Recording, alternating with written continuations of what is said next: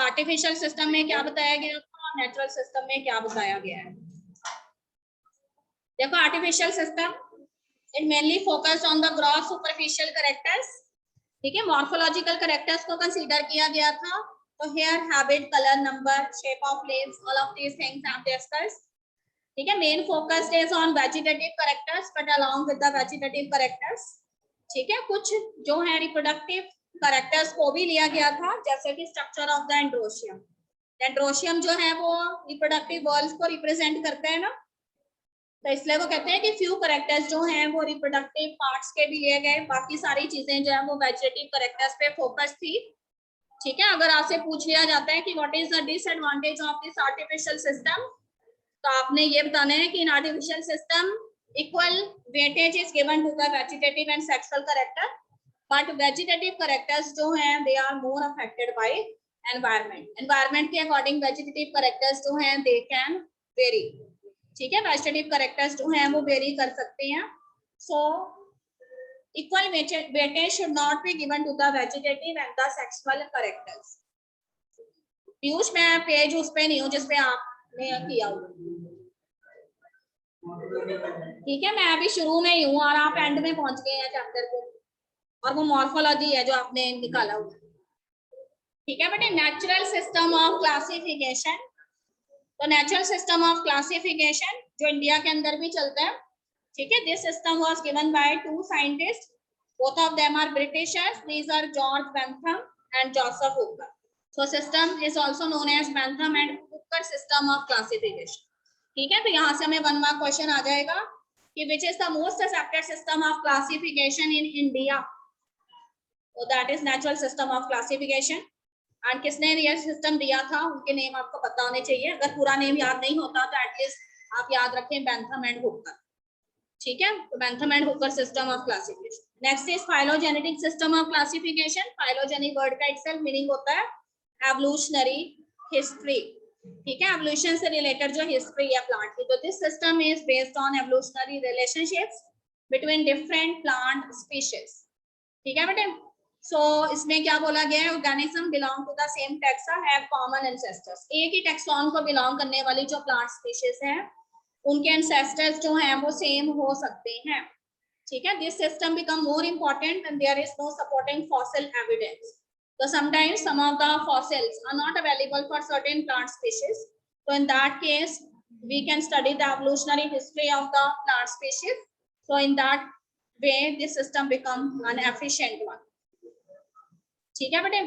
उसके बाद देखो फाइलोजेनेटिक सिस्टम के बाद आ जाता है न्यूमेरिकल टैक्सोनॉमी, ठीक है। 2 मार्क क्वेश्चन आ जाएगा, what is numerical taxonomy.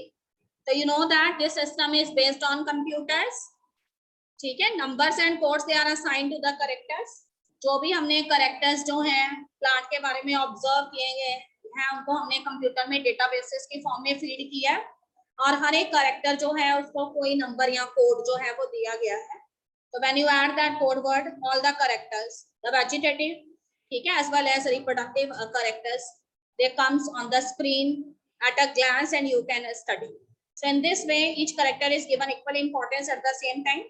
You are able to study hundreds of characters at a time, ठीक है बेटे। एक ही टाइम में एक से ज्यादा कैरेक्टर्स जो हैं आप स्टडी कर सकते हैं। फिर उसके बाद एल्गी पे आ गए हम। अच्छा 2 और हैं, साइटोटैक्सोनॉमी एंड कीमोटैक्सोनॉमी, ठीक है बेटे। साइटो वर्ड का हमेशा मतलब सेल से होता है, तो all the cytological information related with the cell.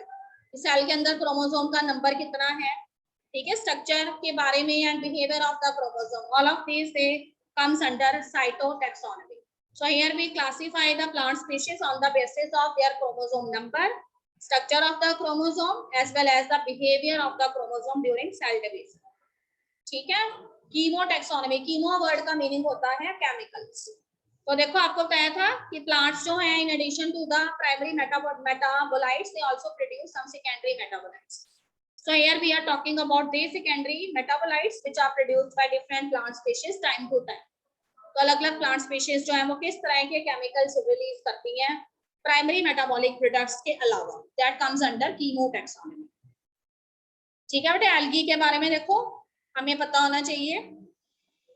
तो here we have classified the algae into 3 classes. तो उससे पहले देखो एक जनरल सा अकाउंट दिया हुआ है मेथड्स ऑफ रिप्रोडक्शन के बारे में एल्गी में। तो एल्गी जो है it reproduces by all the three methods, sexually, asexually and vegetative. ठीक है, वेजिटेटिव रिप्रोडक्शन हमेशा एल्गी में कैसे होती है, फ्रेगमेंटेशन से होती है। एसेक्सुअल रिप्रोडक्शन कैसी होती है, by the formation of different type of spores. तो ये स्पोर्स मोटाइल भी हो सकते हैं, नॉन मोटाइल भी हो सकते हैं।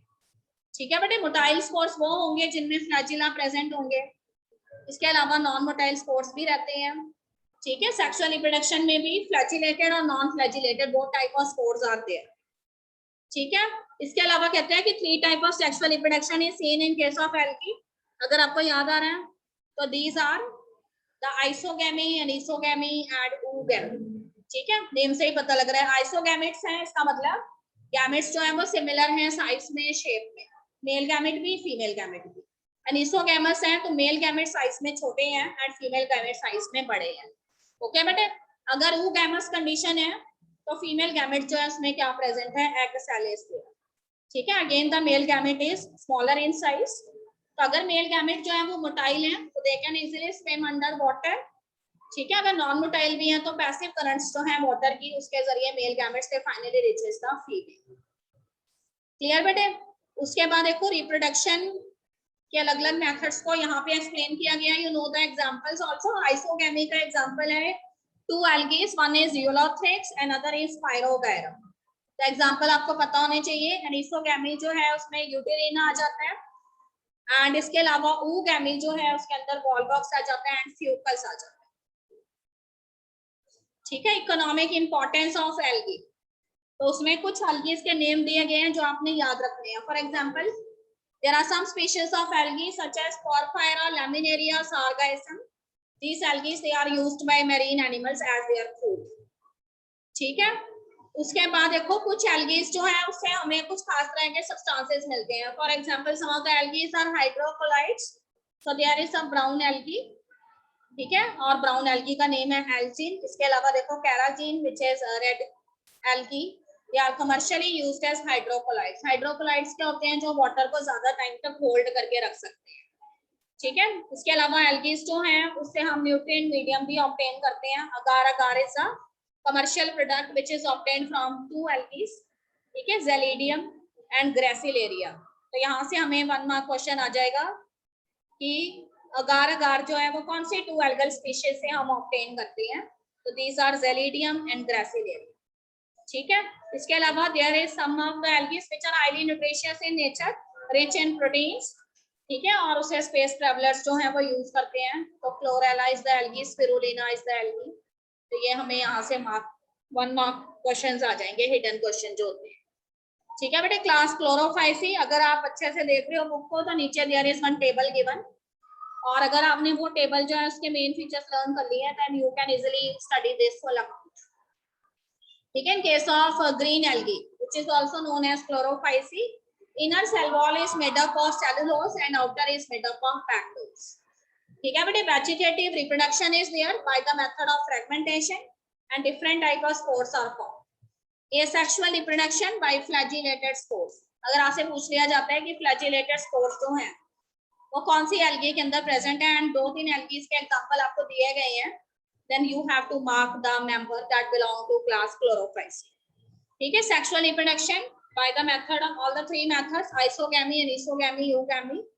examples are Chlamydomonas, Volvox, Eulothrix, Spirogyra, Cara, all of these algae they come under this। फिर आती है Phaeophyce, known as brown algae, marine algae है, only found in oceans। ठीक है बेटे, तो कहते हैं कि filamentous algae होती है from the simple filamentous branches, profusely branched forms are there। What is the name given to the profusely branched forms? Scalps। It is known as scalps। Scalps की height हो सकती है 100 मीटर से भी ज्यादा।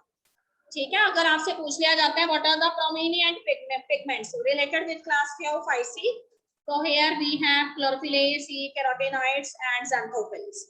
और xanthophylls में से एक चीफ पिगमेंट है जो ब्राउन एल्गी जो है उसके डिफरेंट शेड्स जो है ब्राउन के उसके लिए रिस्पॉन्सिबल है and this is known as fucoxanthin. Fucoxanthin is the dominant pigment in brown algae.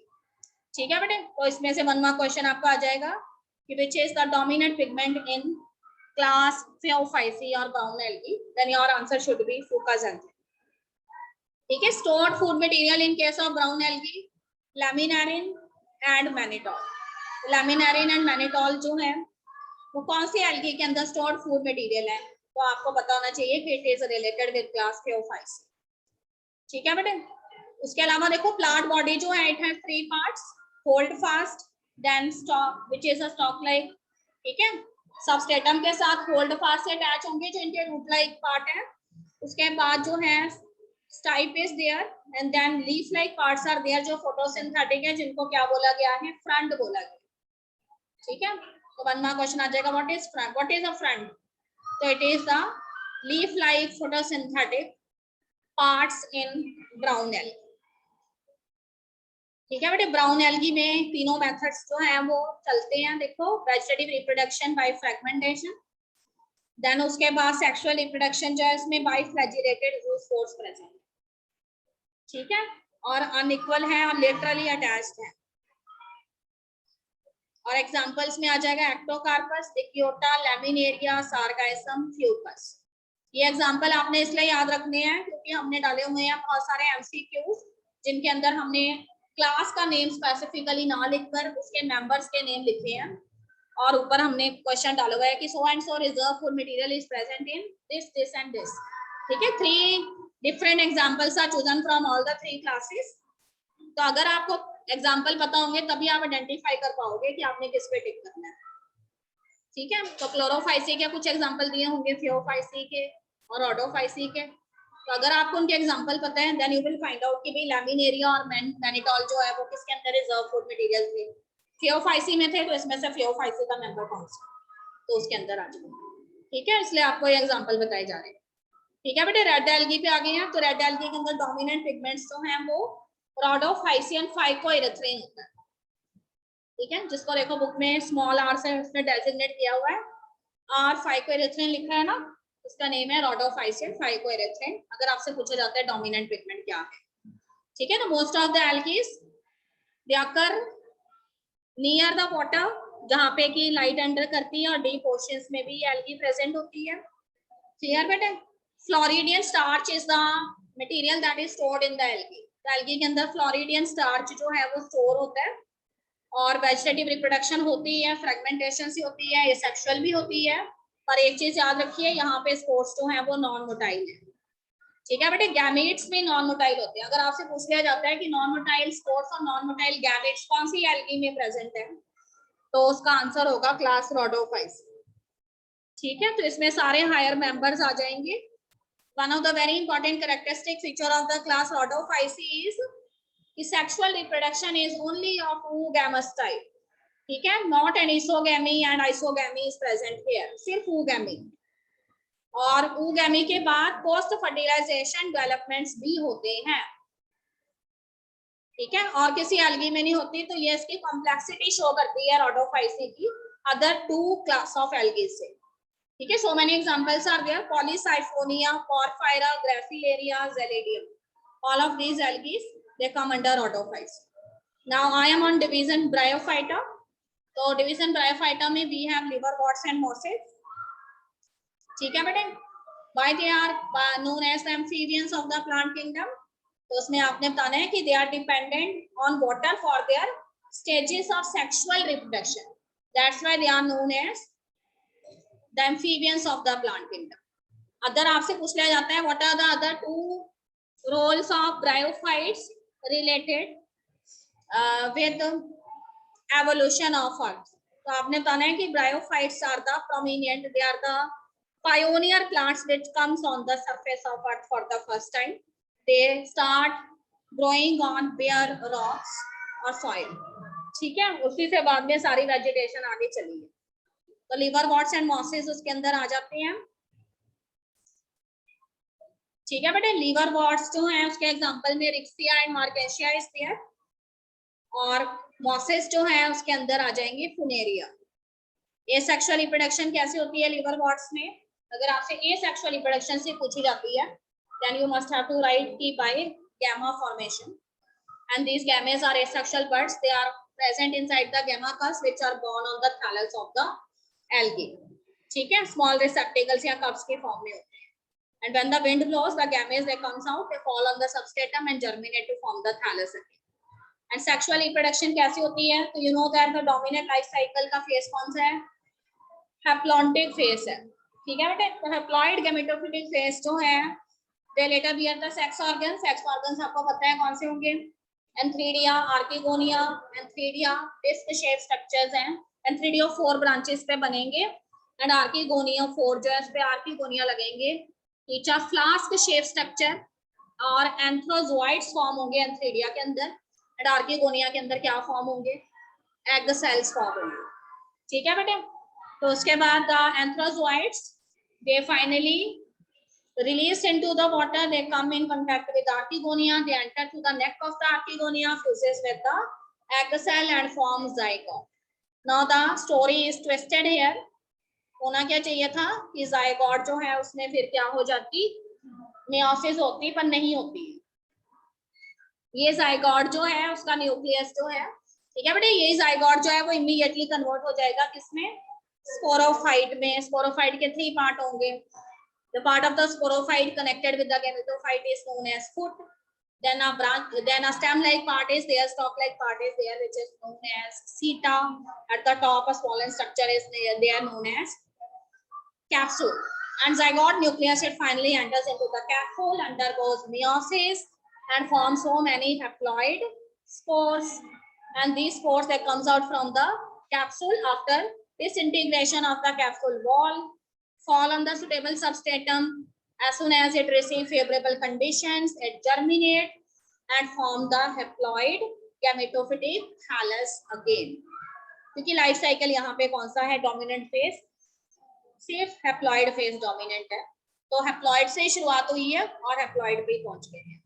ठीक है बेटे, तो उसी तरह से बस आपने इतना सा याद रखना है कि इन केस ऑफ मॉसिस, मॉसिस के केस में आपको primary and secondary protonema stages नजर आते हैं।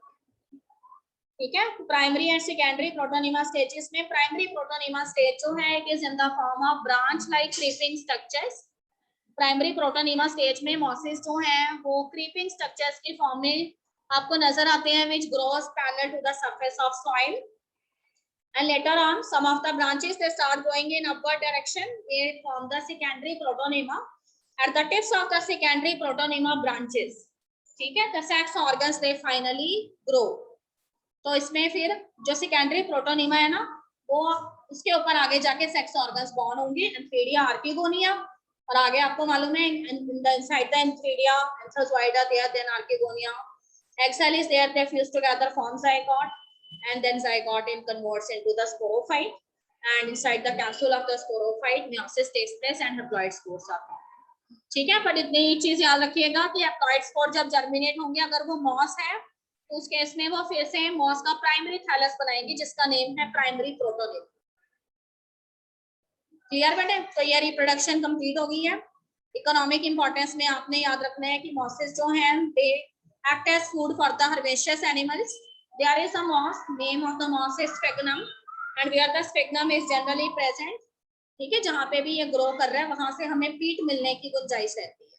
ठीक है, which is used as a fuel, it is a type of a coal. Clear बेटे? Then mosses जो है along with the lichens, they are the first plants which comes on the surface of earth and first growing on the bare rocks. Then उसके बाद देखो pteridophytes पे आ गए हम, तो pteridophytes are generally known as ferns. ठीक है, when you see the leaves of these pteridophytes, some spots they are visible on the back side of the leaves, these are known as sorus, and inside the sorus what is present, their spores are present. ठीक है, तो फिर pteridophytes जो हैं they are the first vascular plant, उनमें xylem और phloem first time देखे गए जो अब तक bryophytes के अंदर नहीं थे। ठीक है, pteridophytes का important characteristic feature है कि they generally found to grow in cool damp soil, वो बहुत ज्यादा उनको सनलाइट की रिक्वायरमेंट नहीं है। ठीक है, वो कूल डैम्प शेडी प्लेसेस पे ग्रो करना पसंद करते हैं and sandy soil is best for the growth of these pteridophytes. उनको बहुत ज्यादा जो है वाटर की भी रिक्वायरमेंट नहीं होती, ठीक ठाक उनको वाटर चाहिए। ठीक है, the pteridophyte main plant body कैसी है, स्पोरोफाइट है। तो what is visible to you, आपको क्या नजर आएगा, आपको एक प्लांट नजर आएगा जिसमें 2 stem, roots and leaves are there. ठीक है बेटे। लीव्स जो है उनको क्या नेम दिया गया है? Sporophylls. Leaves are known as sporophylls. If they are of the smaller size, they are known as microsporophyll. If they are of the bigger size, then they are known as megasporophylls. Clear? Now, what is present? So, what the sporophylls they do? Those sporophylls which are present at the ends or the terminal position, they finally close together and in this way, and they form compact structures which are known as tubuli and cone. ठीक है, सारे sporophyll close नहीं होंगे।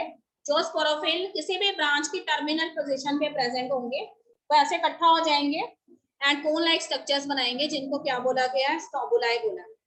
And what is present inside the strobili? Inside the strobili sporangia is there. Inside the sporangia spore mother cells are there and if they are the spore mother cell, this means they must have to undergo meiosis.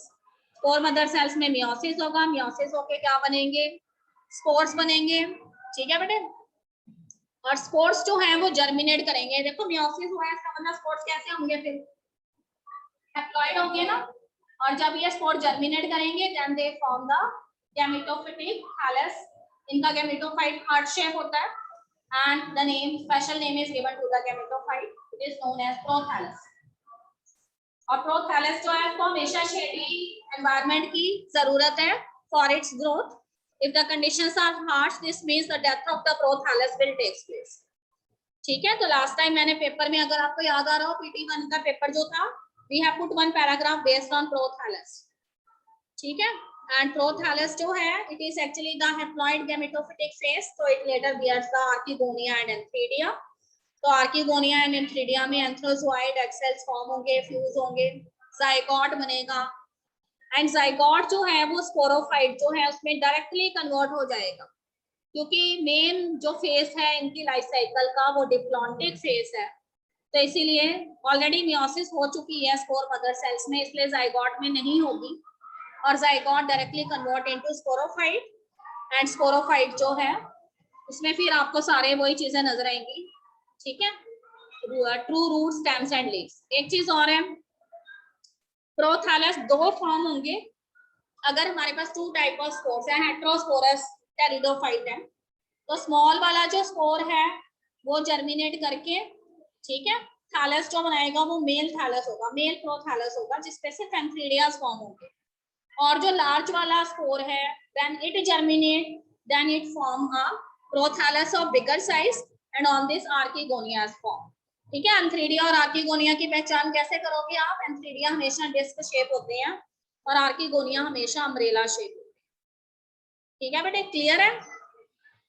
अगर आपसे पूछ लिया जाता है कि what is the difference between homosporous and heterosporous pteridophyte, then you must know कि homosporous pteridophytes में all the spores are of the same kind.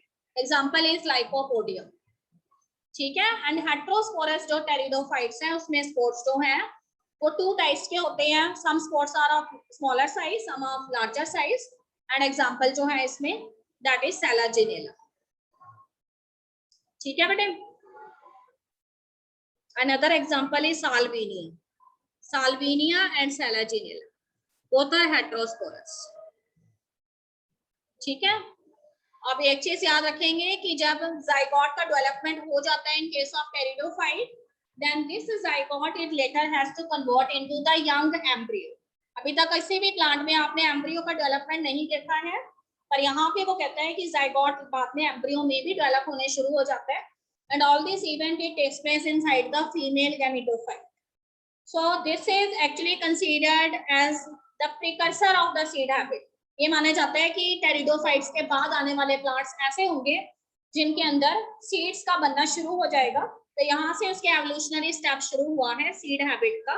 So it is considered as an important step in the evolution of the plants. Clear बेटे? तो next हमारे जो plants हैं they are known as gymnosperms.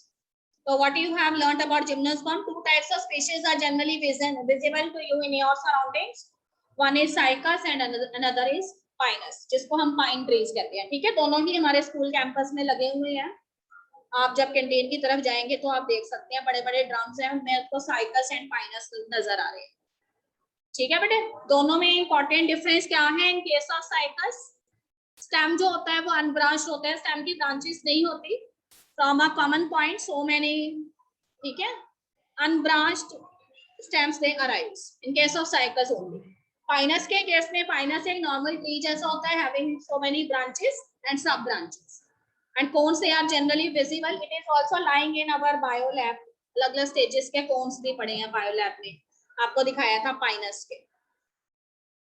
ठीक है बेटे, roots के बारे में अगर बात करें तो देखो रूट्स जो है इनके अंदर जो है, पाइनस की अगर हम बात करते हैं तो पाइनस की जो रूट्स है वो माइकोरिजल एसोसिएशन रखती है with the fungus. What is mycorrhiza? It is the symbiotic association of the fungus with the roots of the higher plants. ठीक है, तो साइकस जो है इसमें special type of roots present होती हैं which are known as coralloid roots. And coralloid roots में क्या प्रेजेंट होता है? नाइट्रोजन फिक्सिंग साइनोबैक्टीरिया प्रेजेंट होते हैं।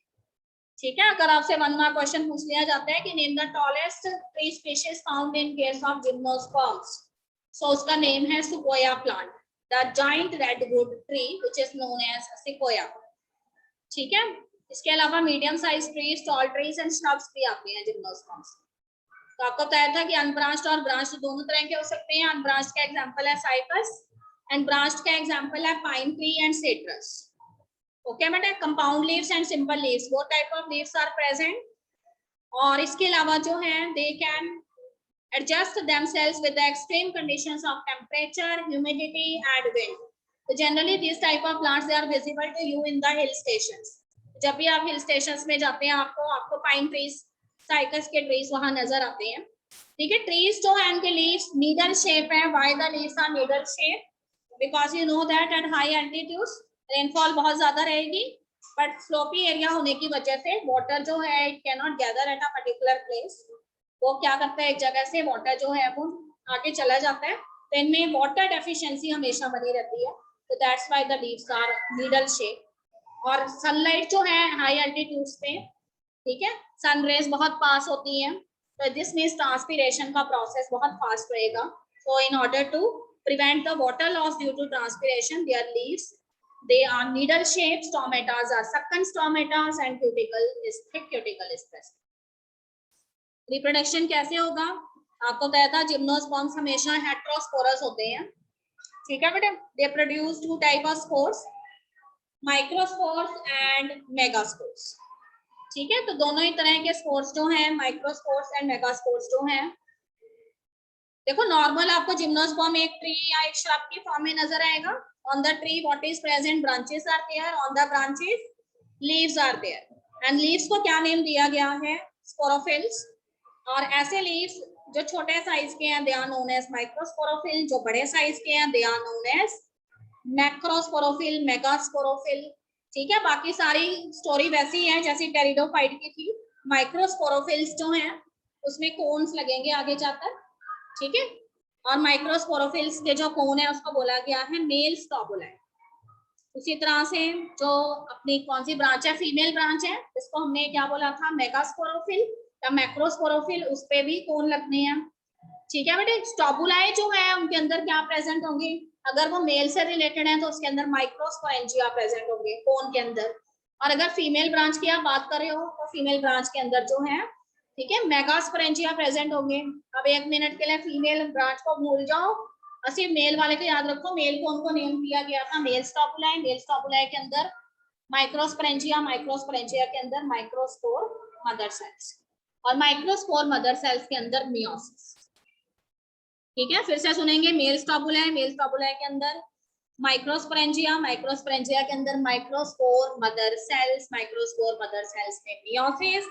मियोसिस होने के बाद क्या बनेंगे? माइक्रोस्पोरेंजिया बनेंगे, माइक्रोस्पोर्स बनेंगे। माइक्रोस्पोर यहाँ पे नाम दिया गया है पोलन ग्रेन्स। ठीक है बेटे, पर ये पोलन ग्रेन्स एंजियोस्पर्म्स की तरह आगे ज्यादा डिफरेंशिएटेड नहीं होते, तो these are the reduced type of pollen grains. ठीक है, और इसको यहाँ पे मेल गैमेटोफाइट कंसीडर कर लिया जाता है। ठीक है, और इसके आगे फर्दर इसका डेवलपमेंट नहीं होता, तो पोलन ग्रेन ही इनकी लास्ट यूनिट है। क्लियर? उसके बाद अब मेल, उसके बाद फीमेल ब्रांच पे आओ। Female strobili are there present on the female branch. Inside it, megasporangia is there. Inside the megasporangia, megaspore mother cells are there. Megaspore mother cells undergoes meiosis.